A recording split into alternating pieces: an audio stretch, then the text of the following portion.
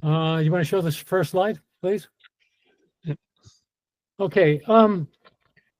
First of all, it's so impressive to be in the company of so many distinguished sundialists, and I am just honored to be able to share my thoughts with you. I want to talk today about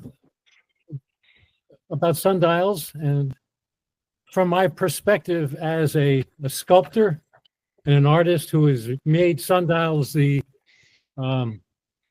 basis for my sculpture, my public sculpture. I make a lot of public art. And what I want to talk to you about is why they excite me, what they can do, why I think we need them, and the ways that we connect to them and how they connect for us.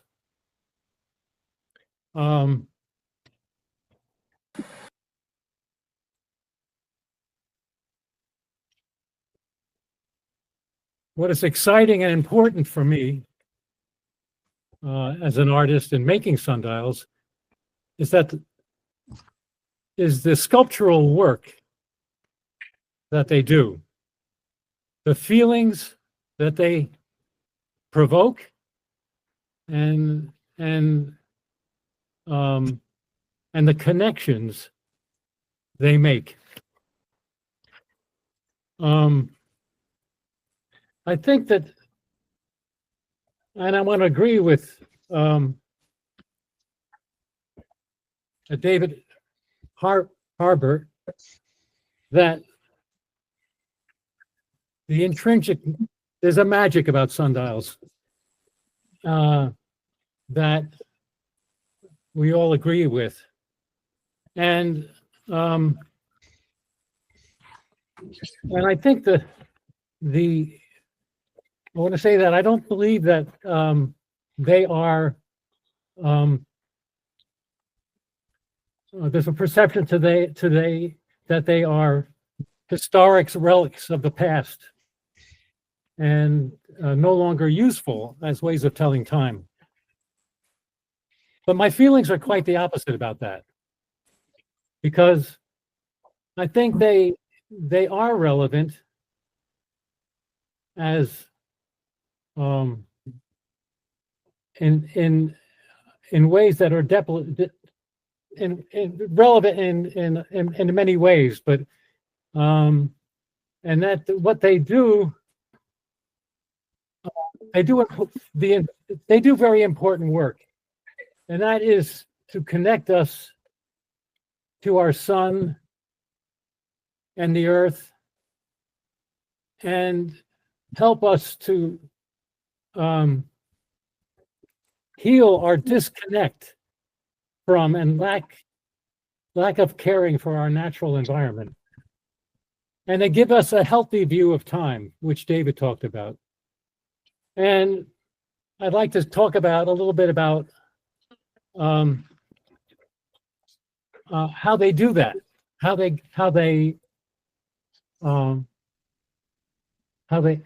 make these connections for us. So can you go back? Yeah, back to the first slide. Thank you.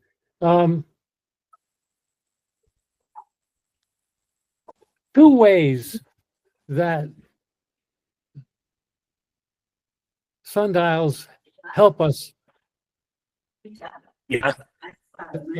There's two ways that I see. The first way is that because they're interactive, they provide an alternative sense. They provide an alternative sense of time. Hello. The time that is cyclical, connected to the seasons, the turning of the earth, our passes around the sun.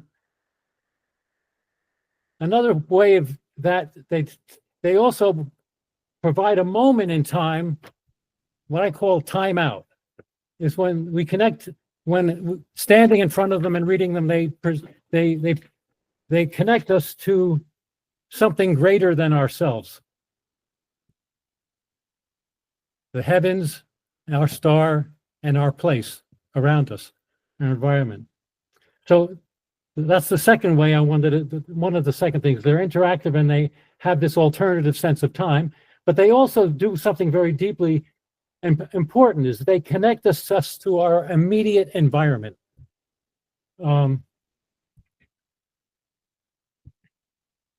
They make us fully alive at the moment in that time and place, and we become mindful,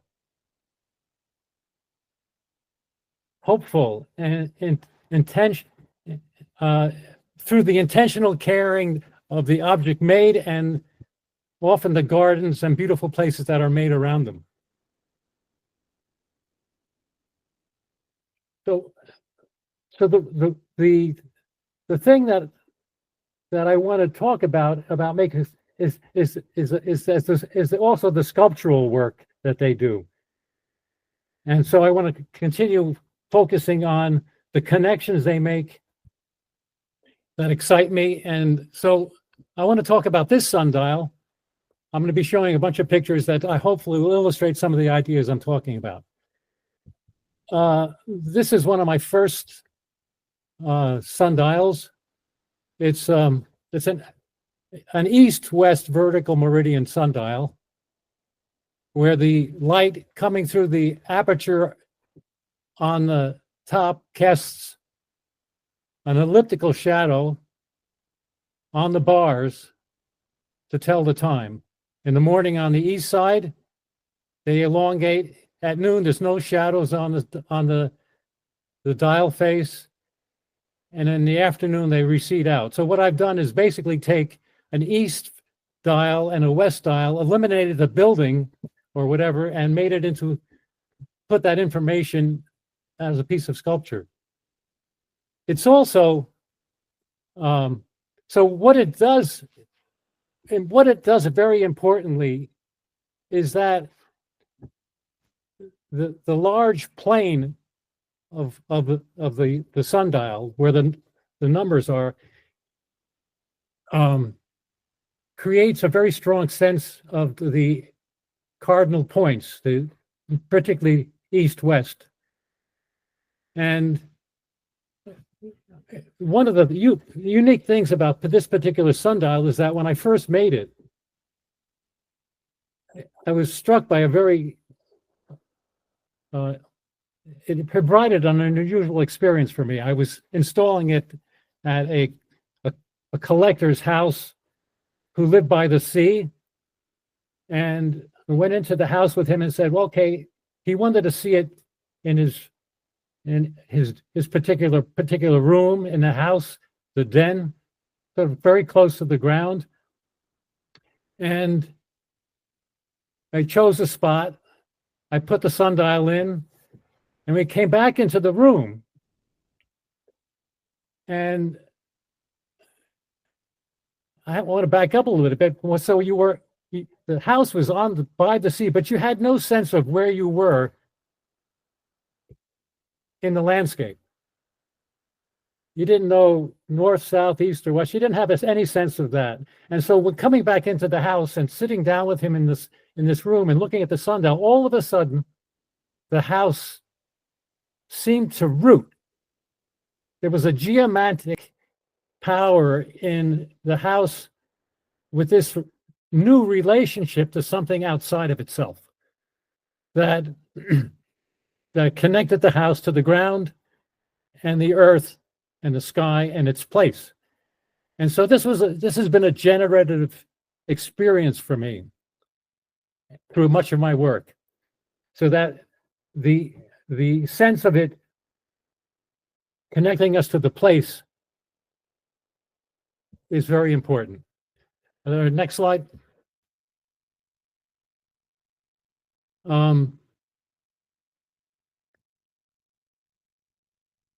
This is I want to talk about how the sundial can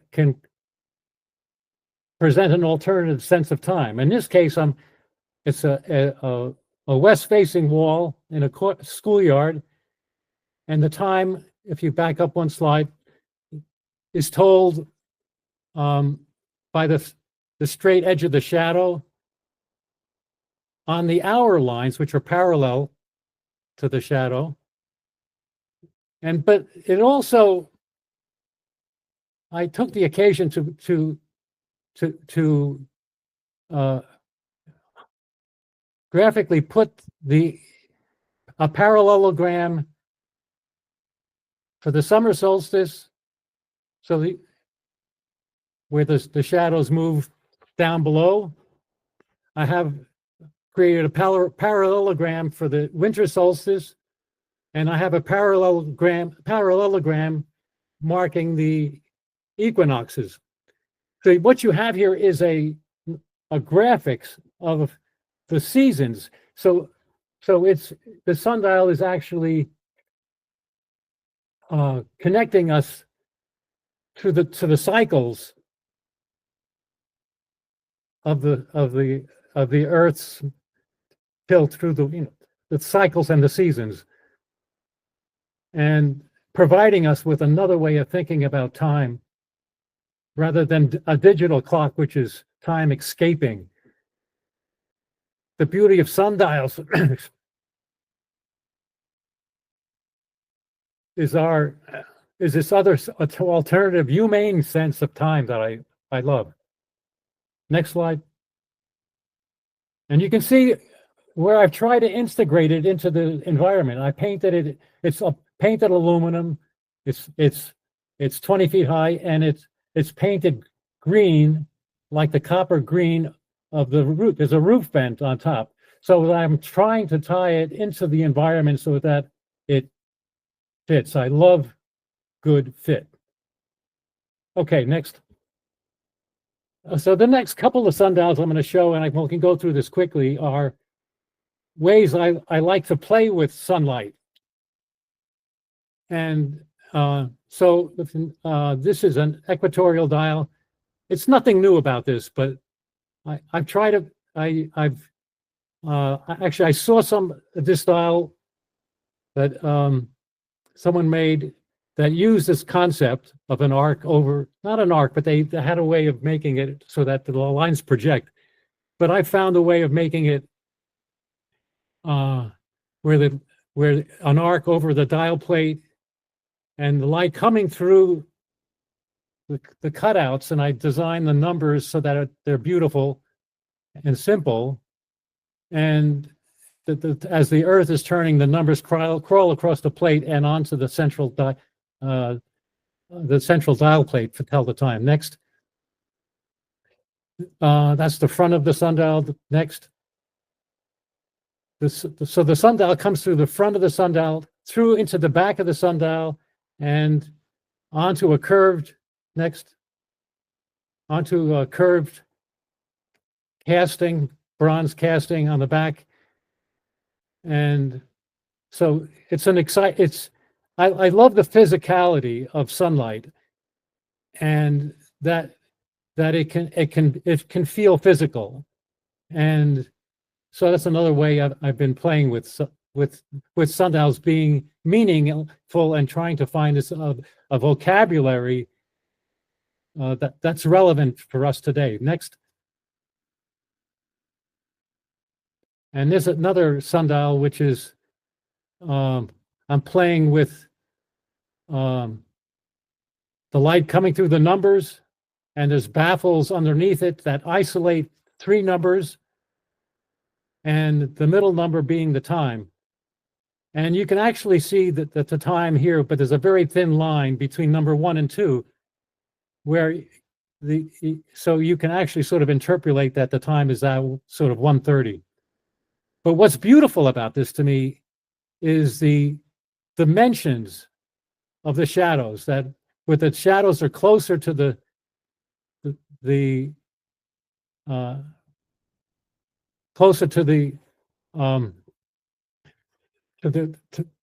thing that's casting them, they're sharper, and where they go further away, it's so you have a real dimensionality to the shadows. I think that's beautiful. Turn to the next slide, please.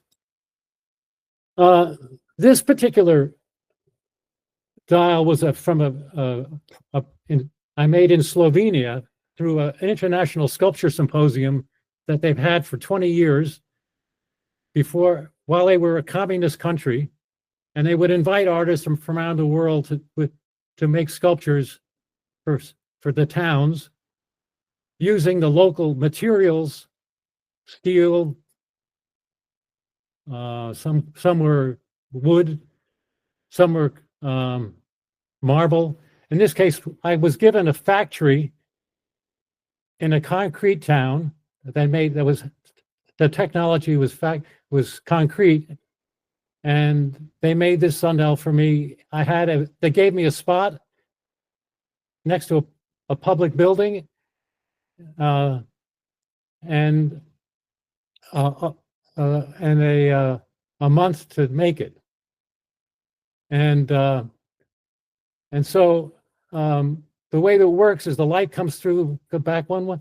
The light comes through the front of the sundial and projects through to the back so that the numbers appear on the ground. So people walking to this public building would actually walk through time. I thought that was fun. Anyway,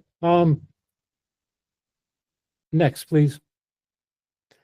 This particular design I want to show because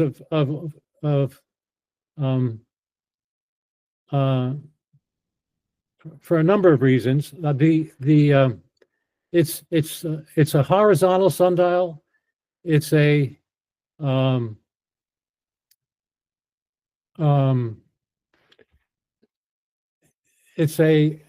equatorial sundial, and it features a Newmark solar calendar so that you can tell the time of day, the day of the year from the sun.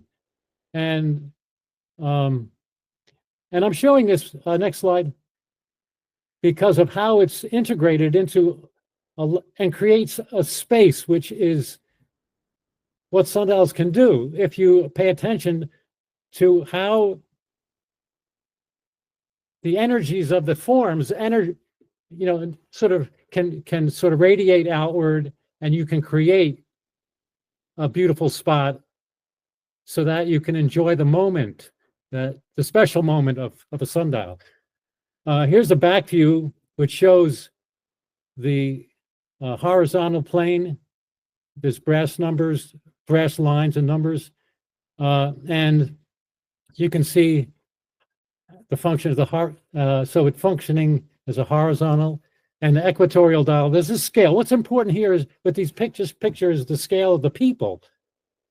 That when you're working with the design, it's very important to, how big should it be? It has to sort of relate to the site and the buildings around it, but it also has to be of a scale that's approachable by people. 2 minutes. Next slide, please. And this shows the analemma on the dial plate and the aperture, and so that's okay. The next slide, please. This is a design that I'm showing because it forced me to, in an unexpected way, to make a sundial for a gravestone sundial for a friend of mine who was an artist, and for her husband. And the challenge here was what happened was that the gravestone, this particular gravestone was a part of a series of gravestones in a line, but south was not in the line, was not in the plane of the gravestones. And so what became fun was to actually turn the top of the sundial so that it faces true south. And that's why the top planes are beveled to accommodate the shift. And one of the other unique things about it is the choice of, in terms of good fit, is the choice of the black granite that I used. Black granite can polish to black, but in a steel tooled way, it has the most beautiful gray that shows the shadows in a very pleasing way. Next slide. So we should wrap up. It's 2 minutes, Ariel? Yeah, it's Okay. 1 you minute. say, what, 1 minute? Okay. This is a sundial that is an analytic sundial that is an outdoor classroom.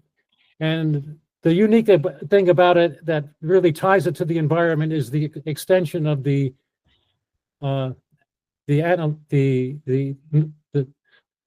calendar stone is in the north-south axis and picks up the walkway leading up to the building. So it really creates a strong sense of the cardinal directions and ties it strongly to the site. And I chose stones. This was actually that are pleasing to the eye and used modern technology to cut the 2-inch granite pavers. If you close up again, back one, and I use between the months where you stand, I actually have the part of the equation of time correction that people can refer to get a more accurate time. Next slide. And there it is working. Yep. So that's my sundials, but one thing I want to promote. Let me just, in conclusion, I do have a conclusion. The conclusion is that sundials are a bridge between heaven and earth. They can provide a connection between the viewer and the immediate environment at a precise moment in time. This consciousness provides us a meaningful moment where we feel our physical and spiritual relationship to our temporal standing in the world. Sundials making new sundials is a evolutionary journey. What I feel is important as an artist is to make them beautiful and aim to make the experience direct, well integrated into the site, and being clear of what you want them to do. My desire is to make sundials in new ways to continue to explore the connections they can make and the experiences that sundial provide. So that's it. And the only other thing I want to say is that I wrote a book about sundials in 1978. It's a think and do book. I think they have one other slide there. There was, unfortunately, our time is over. Okay. Anyway, so it's a wonder. I'd like to see it republished. It's a think and do book that really introduces to people to make sundials in a hands-on way, and that's for a lot of kids. That's a very important way of learning how to make sundials, and adults too. All right, thank you. Thank you very much. If there would be very short question or comment, then I could accept it. Otherwise, we should proceed according to our schedule. Sorry if I want to. Yeah. So, thank you very much. Really, it was also nice for me to assist you with the presentation while you added the pictures during the last couple of days. I was looking on those beautiful designs. I could not do both. Yeah, it seems that I have seen one of those sundials possibly in not far from LA, but then I understood that that's a different sundial, that equatorial sundial. I don't think sundials are. Yeah, similar. There's not much new. Yeah, it's the way how we do it. That becomes important. Okay, thanks again.